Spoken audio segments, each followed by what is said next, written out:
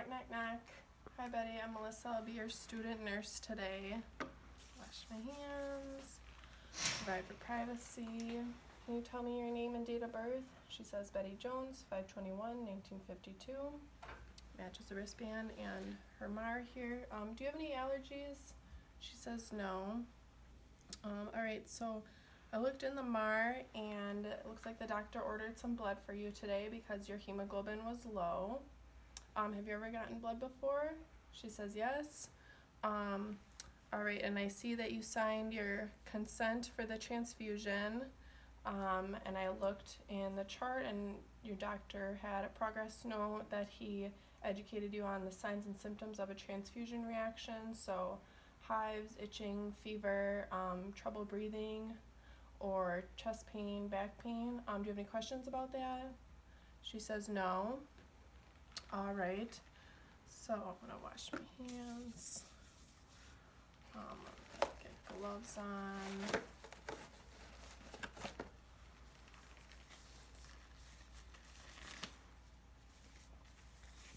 Then look at your IV site here. Do you feel any tenderness? She says no, it doesn't look swollen. And I looked in your chart and the gauge was 18 of the cannula, so that's within the range for a blood product within the range of 18 to 22. And then I would flush her IV to make sure it's patent and working properly, and it is. So then I'm just gonna prime the saline here.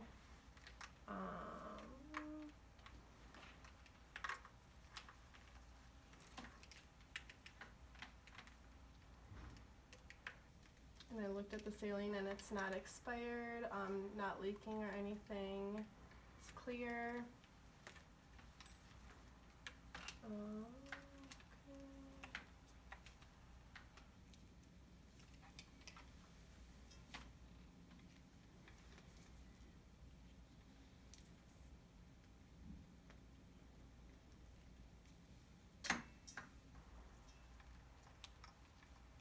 Clamp that right away.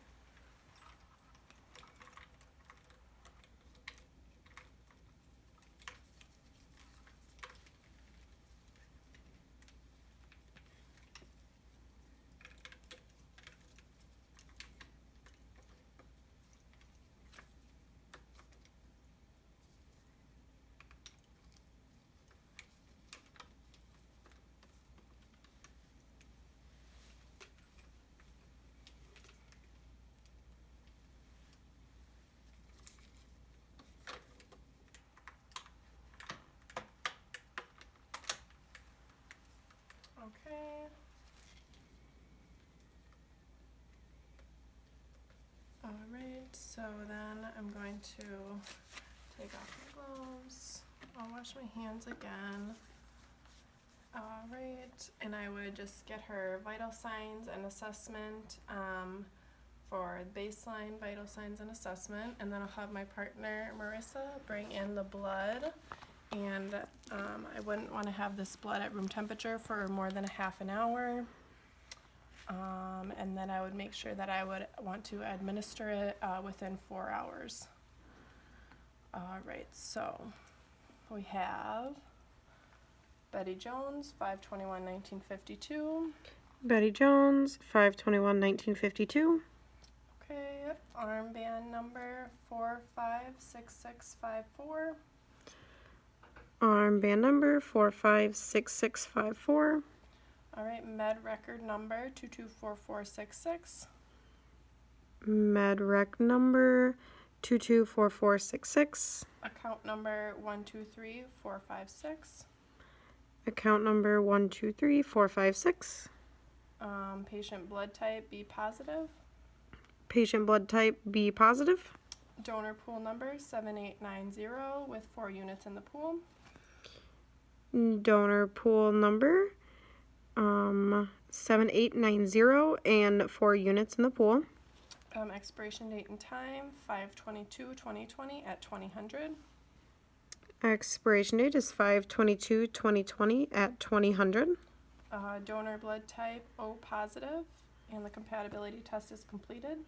Donor blood type O positive and compatibility test completed. Alright, so then I would just look at my blood here, mix it up a little, make sure that there is no clumping or clots. I don't see any. And then per my facility protocol, if it needed a filter or a blood warmer, I would do that. Stick my blood on there, and then I'm gonna get gloves on, so I'll wash my hands. Gloves.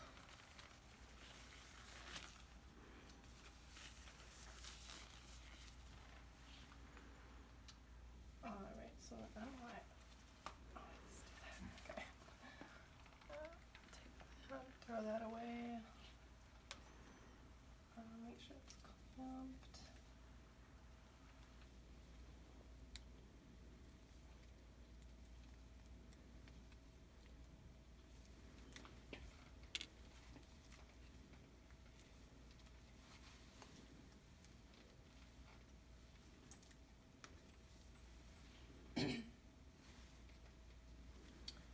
Alright, so then I would want to prime the blood till it's almost till the end.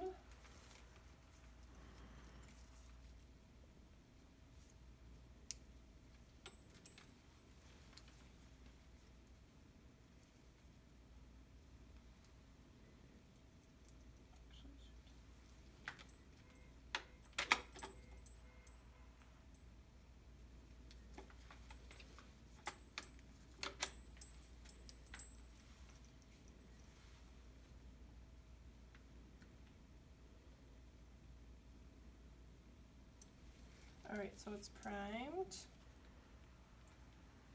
to the end there. Just gonna clamp it. And then I just want to make sure that this would be the chamber's filled up past this filter a little above, so none of the blood gets damaged. And then I would cleanse my port with an alcohol swab. It didn't have a cap. 15 to 30 seconds are per my facility protocol. Okay.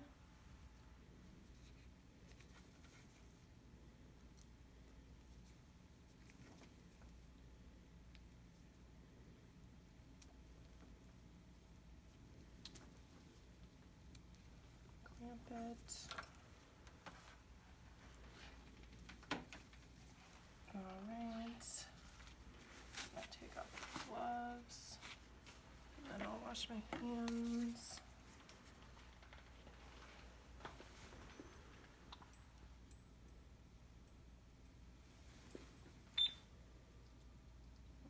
Just making sure that's clamped. Okay. New patient, no. Same patient, yes.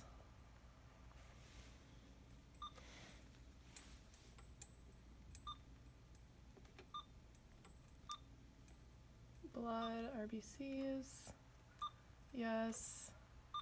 Start at a rate of 50 mils per hour. Volume to be infused, 250 bags, so I'll do a 200 so the line doesn't run dry. I would just start it at a rate of 50, and then once I would see that she's tolerating it okay, I would bump it up to either the prescribed rate or a rate that would infuse it within 4 hours. Alright, so then I just want to make sure I unclamp all my clamps. Put the blood. The saline's clamped, and this one's not clamped. So then I can hit start. Alright, so then I would stay with the patient for 15 minutes. After 15 minutes, I would assess her and get her vital signs again. And then 15 minutes or 30 minutes after starting, I would get her vital signs and assess her again, and then every hour after that, or per my agency protocol. And I would monitor her for any signs of a transfusion reaction, so that hives, itching, trouble breathing, fever. If she did have any of those signs, I would stop my transfusion. I would flush her line with normal saline, and then I would get a new bag of normal saline, a new tubing, and start that. And I would assess her, get her vital signs, and then call the doctor. But she seems to be doing okay. And I asked her, Betty, do you have any, are you having any problems? Do you feel like you're warm or chills? And she says no, she feels good.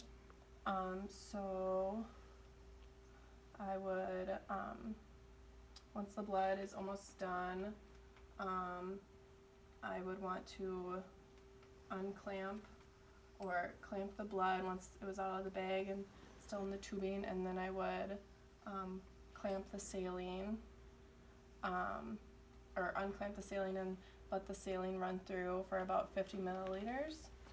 And then once the blood is done, I would get her vital signs again and assess her. And then I would unhook her IV once the saline was done, or once the blood was all through and the saline, flush the line through. Unhook her, flush the line, get her vital signs, monitor or assess and get her vital signs, and then modify for lifespan considerations. If it was a pediatric patient, I'd want to maybe have the parents in the room and maybe explain it in a way that they can understand. If it was an elderly patient or patient with dementia, I'd probably want to wrap the IV up really good so they don't pull it out on accident. And then I would make sure the patient's comfortable, wash my hands, document start and stop time of the infusion, amount of blood, type of blood, account number, or sequence number, unit number,